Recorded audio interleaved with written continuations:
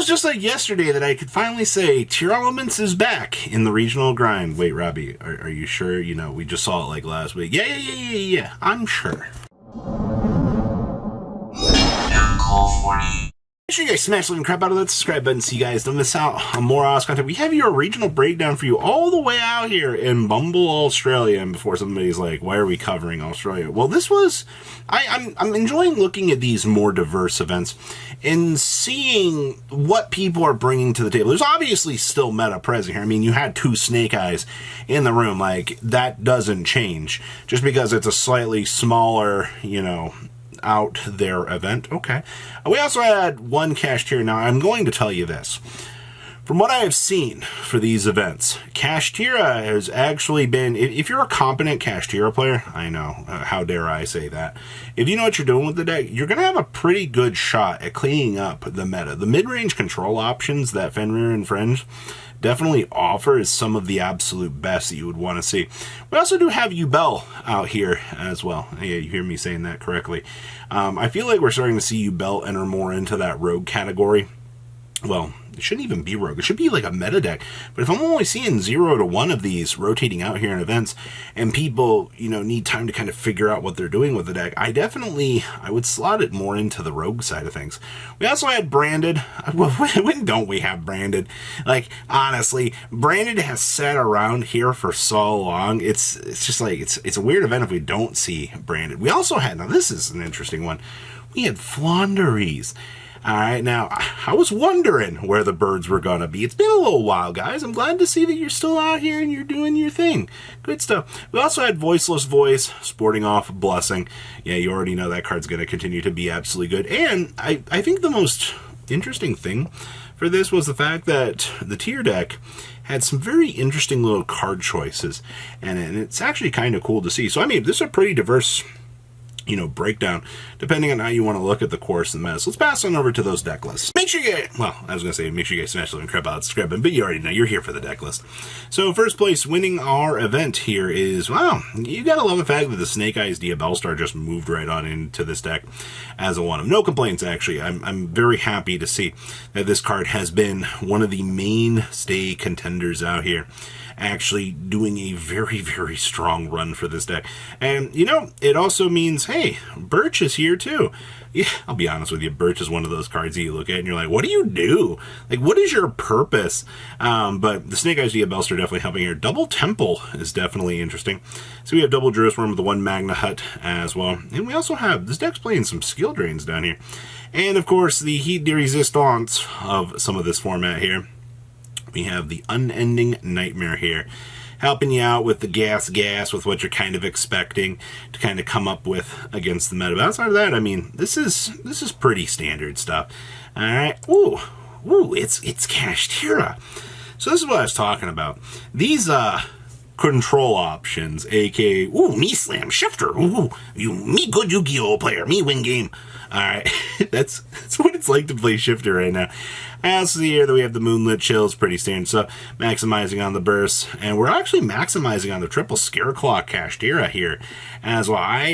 Wow, they wanted to make sure that they had the full absolute gas, kind of make sure they could do the thing. You do see here, we have triple Link Spider in here, but we also have the G-Golem, but where's my Decode Talker Heat Soul? I guess they just were like, hey, you know, we'll just go ahead and make the Appaloosa. I guess, okay. You have more options available to you. That's always going to be a good thing, I suppose. Valuing some of the, I guess, free Link Climb? Okay, interesting. You know, the more you know, I suppose. All right. It's our Ubel deck. Hello, Mature Chronicle. Gotta love the one of here. I see that we are doing 1 base Ubel with 1 Terra Incarnate. I've been saying in every one of these videos, but I still like the Ultimate Nightmare. It's so funny to actually bring it out and have your opponent stare at it and go, oh, okay. Now this is gonna surprise some people. Only 2 Nightmare Pains. I don't know how I feel about that.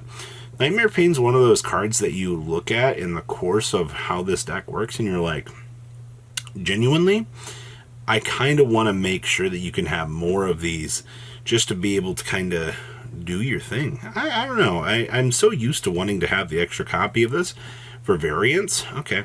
I also see here that we have the opening of the Spirit Gates as a 2 of. You also have the Ogres down here in the side deck. Ha, yes, my favorite.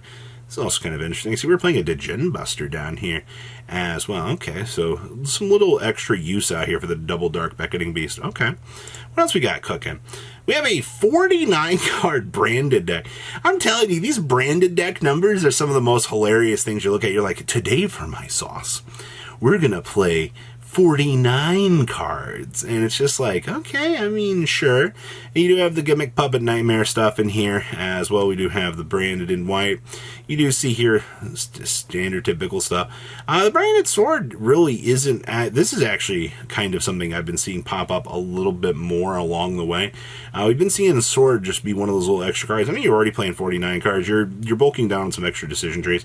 You do see we have the fusion duplication here as well, and the brightest blazing branded king.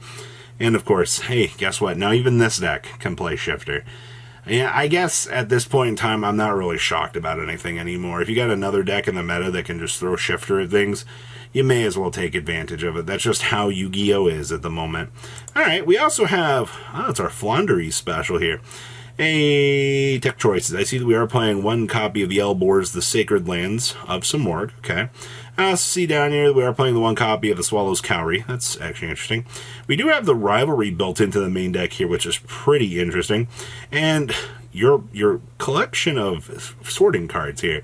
You have triple Pot Duality, triple Pot of Prosperity, and a singular Extrav. Interesting.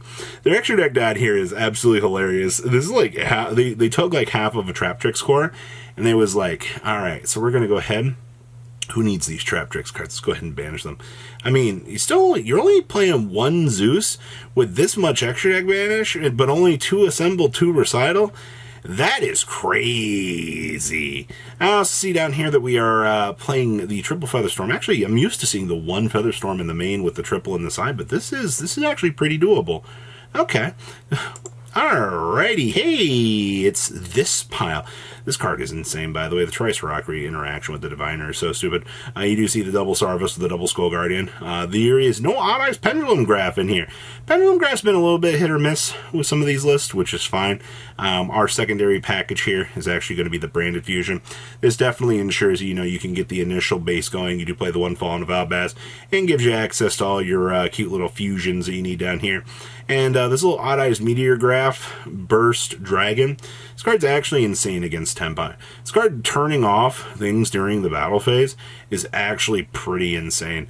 It's also only a 2,500, but you know what? It's just got to stick around long enough to get things done. I also see here, hey, we have Dimensional Barriers. We do have one of Droll and Lockbird. One of, by the way. No crossout designators anywhere in sight. It's just a one of. And you know what? If you hit this, you hit this, I suppose. It's our tier pile. I do see here we are playing the Hell Shadal Hollow, which is actually pretty good to see.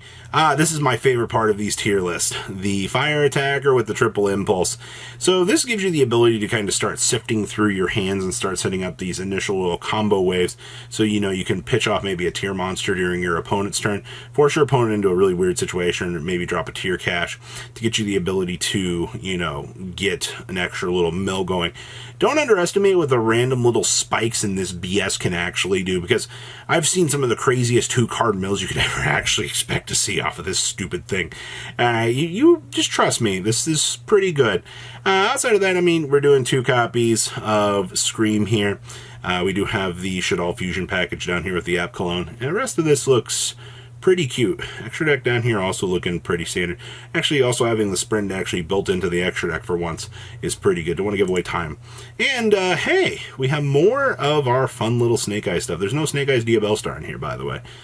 We are doing the one Oak, double Poplar, of course, triple Ash, that's all normal. The rest of this is just hand trap gas, man. Like, they actually just straight opted for the nuts here. You have the triple Mortar in here. They're one Temple, easy stub.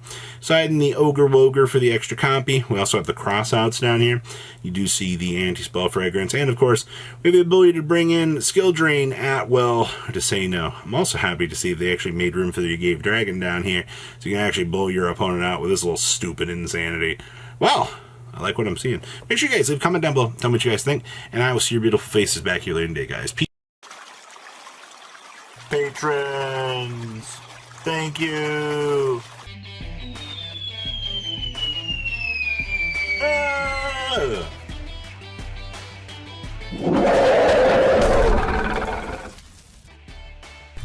Thank you so much for watching. Check out these other videos.